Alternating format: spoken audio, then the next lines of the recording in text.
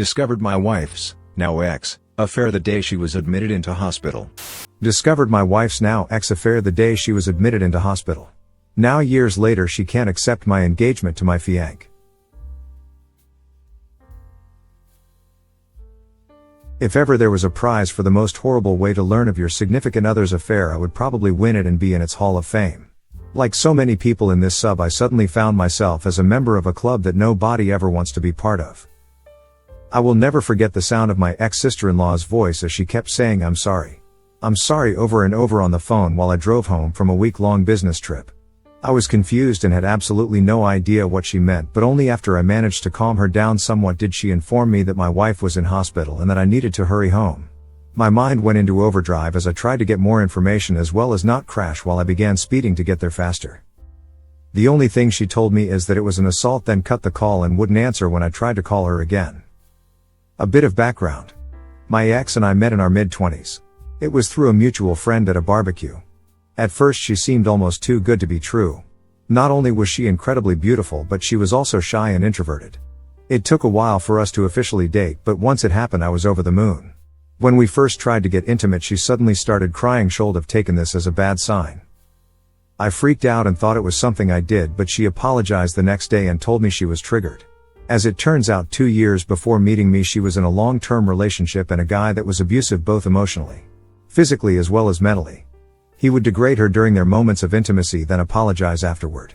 She had a flashback but reassured me it had nothing to do with me, so we took things slow as she was still in therapy.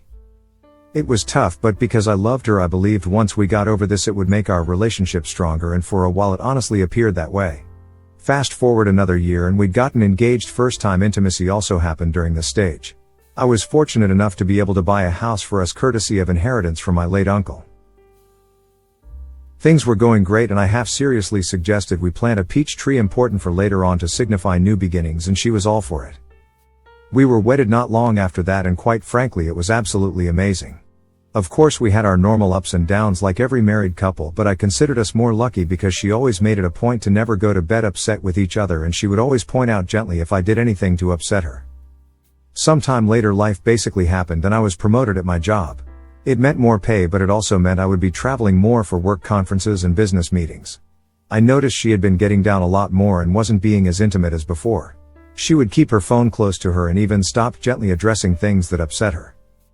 I tried to talk to her about it, but she assured me that she was fine and this was a phase she was going through, and having no reason to not trust her I let it go. She would sometimes go to her sister's place and spend the night, telling me she just needed a bit of girl time with her sister. The day I got that fateful phone call was the day she was meant to be keeping her sister company again. I remember rushing into the hospital barely breathing and frantically asking about my wife when world's most understanding and patient police officer sat me down to explain what happened. He told me he was a friend of my SIL and he happened to respond to a domestic disturbance call. He arrived on the scene to find a couple fighting. The supposed boyfriend was on top of the female punching her and she was screaming trying to scratch him. This didn't make any sense to me because 1. This had nothing to do with my wife because we're married, and 2. Literally everyone who knew my wife knew she wouldn't do that. He gave me a knowing look and placed his hand on my shoulder, then told me to be very calm because said girlfriend was actually my wife. If it weren't for the severity of the situation I would have laughed in his face, but something in the way he said everything made me believe him. I then was ushered in by a nurse to see my wife, and what greeted me to this day I still can hardly find the words to describe it. I just stood there for what seemed like an eternity, then a doctor came in and explained her injuries to me. The jaw was slightly fractured. Her left eye was completely swollen shut and had massive bruising covering half of her face as well as 3 broken ribs. Then the doctor dropped another bomb and told me she was pregnant. I still couldn't understand how this happened. Then I caught sight of her sister. She at first tried to avoid me, but at the persuasion of her police officer friend she told her what she knew. It turns out my wife's ex had gotten in contact with her 5 months ago. He was doing this redemption pyramid step thing where he would apologize to people he has wronged in order to clear his karma. Anyone else B's meter going crazy right now. They began talking more, then he convinced her to meet up for coffee and show her he was a changed man. Obviously old feelings resurfaced, coupled with the fact that he appeared changed now. It soon developed into an emotional affair. My wife approached her sister for advice, who told her to take things slow and just get it out of her system if she needed to. Which then led to a physical affair 3 months later. She actually told my wife that she should at least make peace with her ex in whatever form it may be, and even offered to cover for my wife once in a while. My sil was in tears at this point and kept apologizing to me, saying that she didn't know about the abuse as my wife never told anyone other than me and her therapist at the time about it. I was numb. I just couldn't feel anything and was absolutely dumbfounded by my wife's actions. When my wife finally woke up, I was there and she burst into tears upon seeing me. I spent the following months in zombie flight mode. There was individual counseling for her as well as marriage counseling for us at the strong urging of her family. In counseling, she was surprisingly forthcoming about how it happened and how she absolutely hated herself for causing me pain.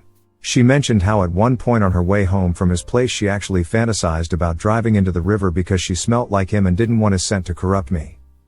However, that made sense.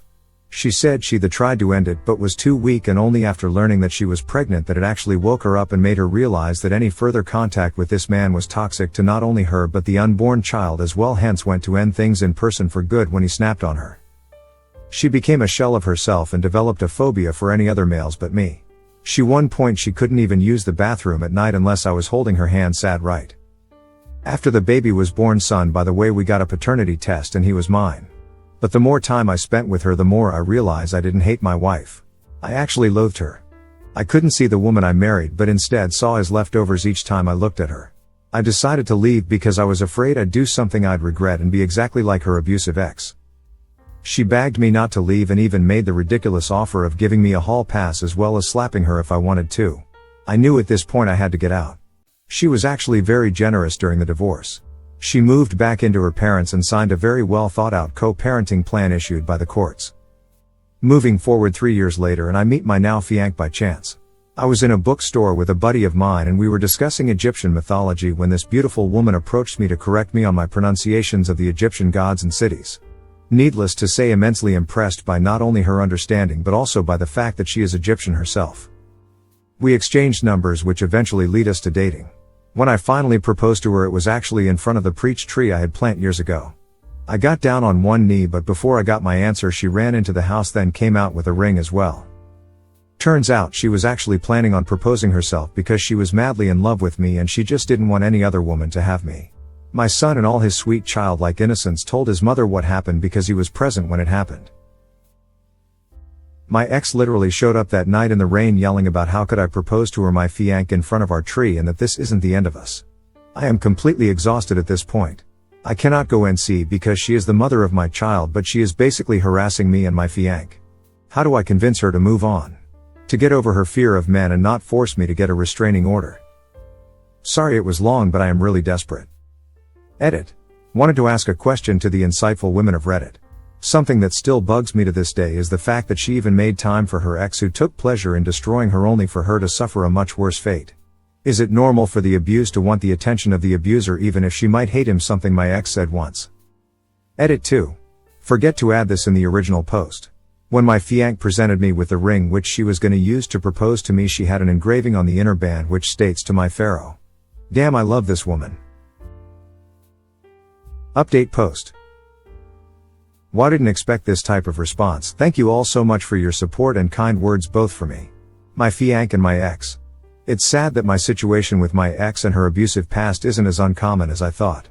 Reading some of your similar cases really makes one almost lose hope, but glad to see some people have recovered from them. Now for what has happened since my first post. First off, a big thank you to user Mama202045 for your simple yet amazing advice, saved us a lot of trouble. Now on to what has happened so far.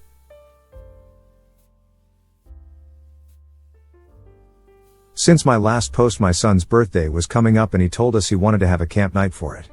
Now I must explain, the boy absolutely loves the outdoors.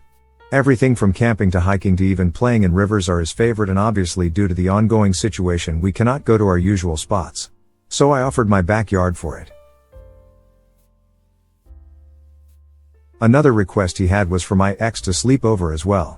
He wanted to imitate a scene from one of his kid adventure shows where both parents are sitting on either of the child and all three are roasting marshmallows on the campfire. Now I had absolutely no intention of denying my son's birthday wishes, but at the same time I couldn't have my ex sleep in the same tent as me and my son. That would be far too disrespectful to my fiancé, even though she said she understood. It was clear she wasn't okay with it. My ex seemed to take advantage of this and kept saying how much she was looking forward to spending the night with her 2 men, and even went as far as to buy a whole lot of camping equipment that would put Bear Grylls to shame. She was certainly trying to rub it in my fiancé's face and wasn't graceful about it either. I had to tell her to stop a couple of times, but she only relented when I threatened to invite her sister.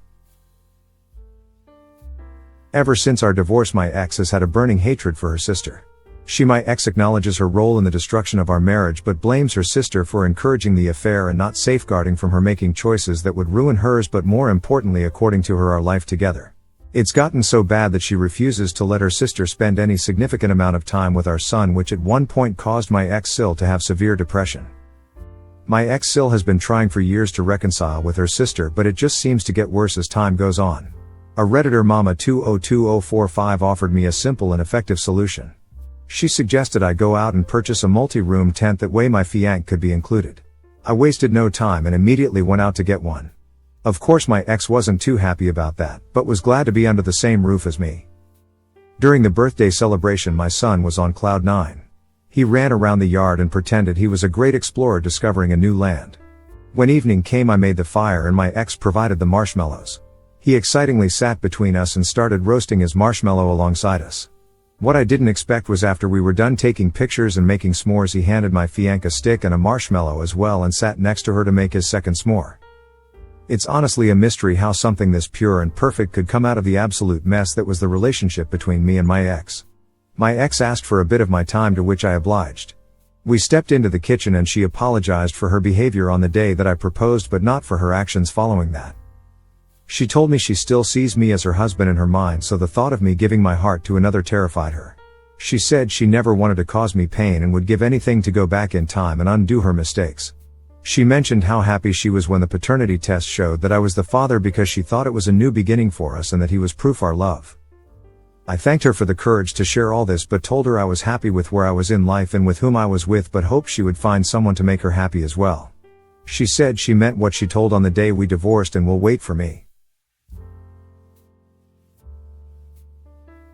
I left the kitchen feeling exhausted because none of what I was trying to say got through to her.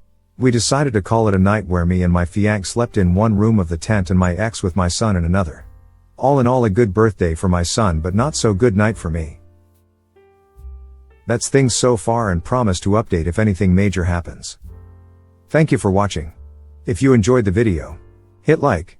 If you would like to see more, feel free to subscribe.